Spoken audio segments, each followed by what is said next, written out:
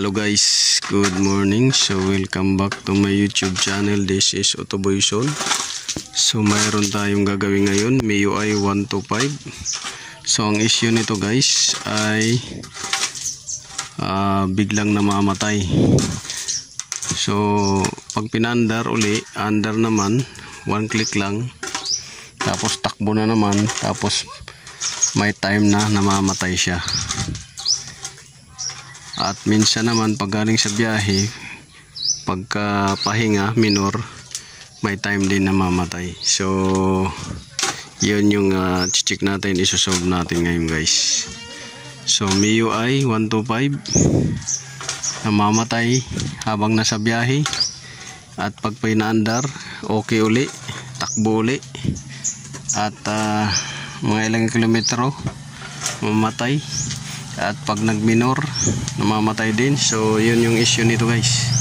So yun yung check natin ngayon, kung ano yung nagiging dahilan nitong MIUI.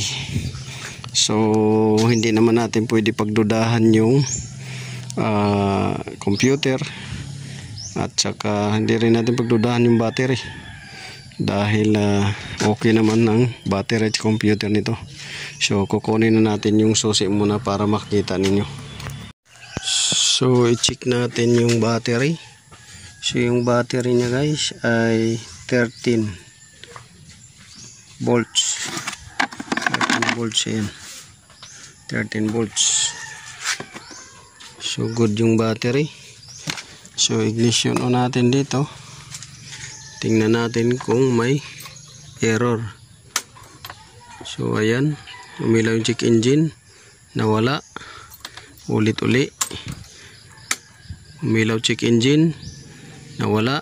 So pandarin natin. Yan. So umandar siya. Easy start lang. Ayan, walang error. So walang error siya. Ayan, hindi umilaw yung check engine. Check natin yung voltage. So good yung voltage. So okay, umaandar siya, easy start, good yung voltage, at walang error. Ayan. So walang error ng check engine, good voltage, at saka charging. Tapos fuel, okay yung fuel, lahati. So doon tayo magtutok nito guys sa spark plug cap, at saka ignition. So yun yung titingnan natin.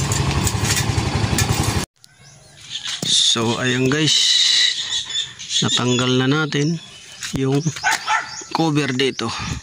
So ngayon magtatanggal tayo ng spark plug doon, at saka yung spark plug cap nya. Ayan. So tatanggalin natin yung cap at saka yung spark plug. Yun yung unahin natin, kasi ang issue nito guys ay sa kuryente. Ang problema nito kuryente, hindi sa fuel pump, dahil ang fuel pump kung failure or error dapat hindi na-andar uli. Talagang hard start na siya or hirap na paandarin pagka failure yung ano niya, failure yung pump niya. Minsan naman ito dito, ito yung cut off niya dyan, switch. Pero hindi natin pwede pagdudahan yan, dahil mabilis umandar nga siya. Pagkapatay, pag pinandar mo, easy start. At lalo na doon sa fuel pump, easy start din.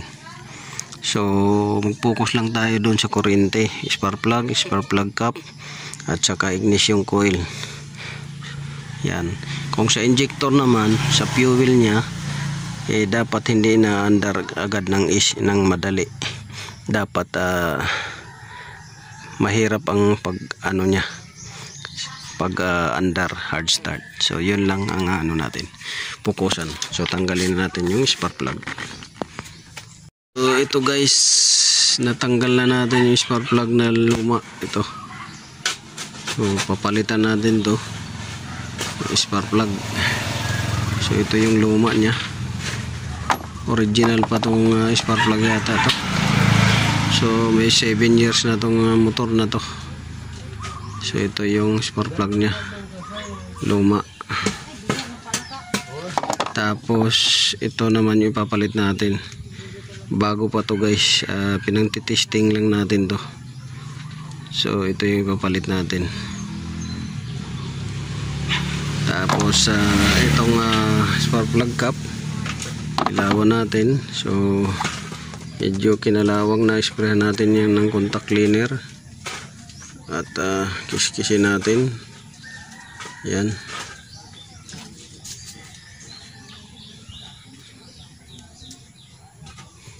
So yan. Yan yung gagawin natin. Tsaka itong ignition coil. So napalitan na natin ng bagong spark plug. Naikabit na rin guys. Yan.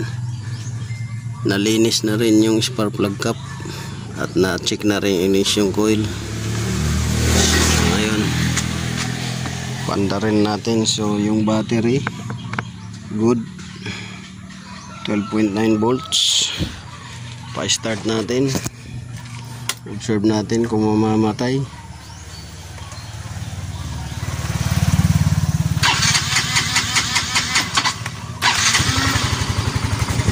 So ayan,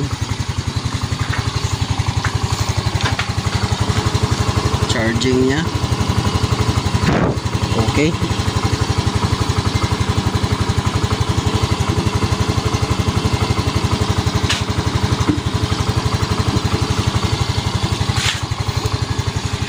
Check engine nya okay.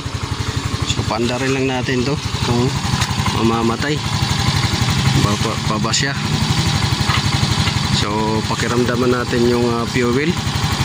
Ayan, mapipil nyo dito guys na gumagana yung motor.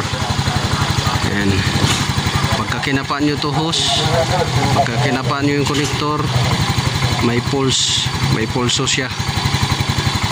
So yung injector naman, kapain natin.